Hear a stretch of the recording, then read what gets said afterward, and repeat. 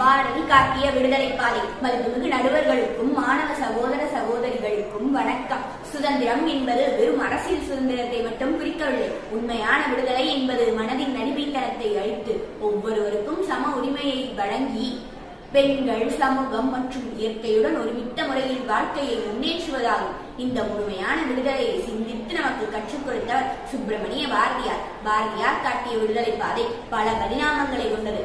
இதை 4 முக்கிய அம்சங்களில் விவரிக்கலாம். முதலாவதாக மனதின் விடுதலை. பாரதியார் கூறிய விடுதலையின் முதல் படி மனதின் அடிமைத்தனத்தை அழித்தல். துணிவிற்கே உலகம் அடிமை, துணிவின்றி இல்லாது இவ்வையம் என்று அவர் பாடினார்.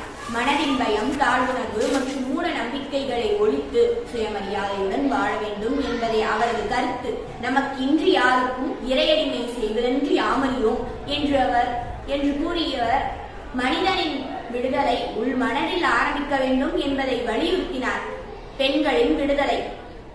பாரதியாரின் விடுதலை சிந்தனைகளில் பெண்களுக்கு முக்கிய இடம் உள்ளது. அவர் பெண்களை சமுதாயத்தின் அடிப்படை கல்லாக கண்டு அவர்களின் உரிமைகளுக்காக குரல் கொடுத்தார். பிறப்பென்று சொல்லும் உரிமையாலே அனைவரும் சீர்கொண்டு வாழ்வதென்பார் என்று அவர் உறுதியான கருத்தை முன்வைத்தார். அவர் பாடிய நிமிர்ந்த நன்னடை, நேர்கொண்ட பார்வை, நிலத்தில் யாருக்கும் அஞ்சாத நெறி என்ற வரிகள் பெண்கள் தன்னம்பிக்கையுடன் தைரியத்துடன் இருக்க வேண்டும் என்பதையும் அதற்கு அவர்கள் உரிமையுடையவர்களாகும் என்பதையும் அழகாக விவரிக்கின்றன. புத்திரனை போல மகளும் வளர வேண்டும், அவள் அறிவாளியாவாள், அவள் தெய்வமாவாள் என்பன முத்தாய்ப்பான வரிகள். மூன்றாவதாக சமூக சமத்துவம். பாரதியார் சமத்துவத்தை வலியுறுத்தினார். சாதி, மதம், மொழி ஆயின மனிதர்களை பிரிக்கக்கூடாது என்பதை அவர் பலமுறை குறிப்பிட்டார். சாதிகள் இல்லையடி பாப்பா, குலத்தால் சீழ்ச்சி சொல் பாவம் என்று பாடி மனிதர்கள் அனைவரும் சமமாக வாழ வேண்டும் என்பதை தொடர்ந்து வலியுறுத்தினார்.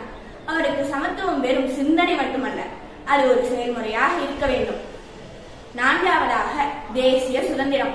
பாரதியார் பாடல்கள் இந்தியாவின் சுதந்திர போராட்டத்தில் மக்களை எழுச்சியுடைய செய்தன. இந்தியன் தம் மகிழ்ச்சி மேலே உள்ளதென்று கேட்பாராக என்று அவர் தேசத்தின் உரிமையை மக்களுக்கு உறக்க அறிவித்தார். வந்தே மாதரம் போன்ற பாடல்கள் சுதந்திர போராளிகளின் முழக்கமாகவும் தெய்வீக உணர்வாகவும் அமைந்தது. முடிவாக பாரதியார் காட்டிய விடுதலை பாதை அரசியல் சுதந்திரத்தை கடந்து மனதின், சமுதாயத்தின், பெண்களின் மற்றும் வாழ்வாதாரத்தின் விடுதலையை தகட்டியாக கொண்டது. இனி அவை நாமே செய்வோம், எதிர்காலம்தானே போகும் என்று அவர் நம்பிக்கை கொடுத்தது இன்று நம் வாழ்க்கைக்கான முக்கிய தருணமாகவே இருக்கிறது. நாம் பாரதியாரின் வழிகாட்டுதலை உணர்ந்து செயல்பட்டால் மட்டுமே நம் நாடு முழுமையான விடுதலையை அடையும். நன்றி.